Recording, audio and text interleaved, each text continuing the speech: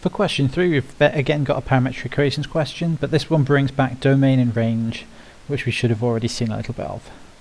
So, question 3, we've got y equals 2t and x equals 3t minus 1, with the condition on here that t is greater than 0, and this is actually really important.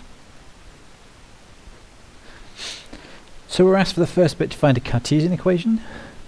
So we find our Cartesian equation, we have to pick one of these to eliminate. I'm going to use this one here. So we have x plus 1 is 3t, so we get t equals x plus 1 all over 3. And we're going to substitute this into our y equation here. So we get y equals, I'm going to take this out at the front and make it 2/3 x plus 1.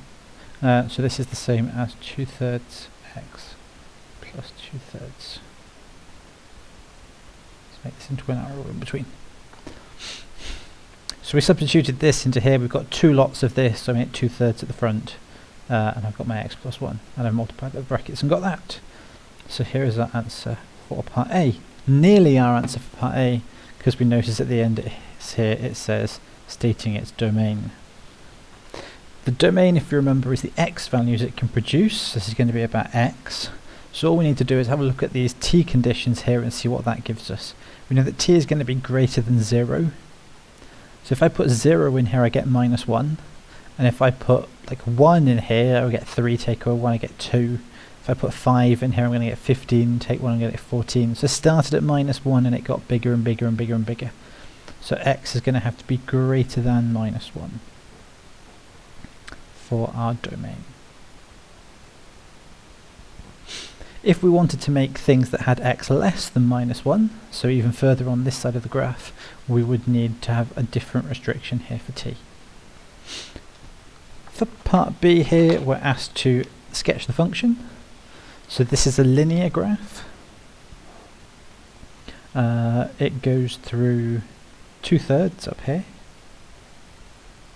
and it has a steepness of 2/3. It'll be really useful to know where on this graph here it goes through. So if we take this version over here and solve it, we get 0 2/3 x plus 2/3. We're going to take this to the other side, we get minus 2/3 is 2/3 x. From this we should be able to see that x equals minus 1. So it also goes through here at minus 1. So we've got this line here, that x and a y, but we're told to draw just the bit where x is greater than minus 1, which means it's this bit here all the way here.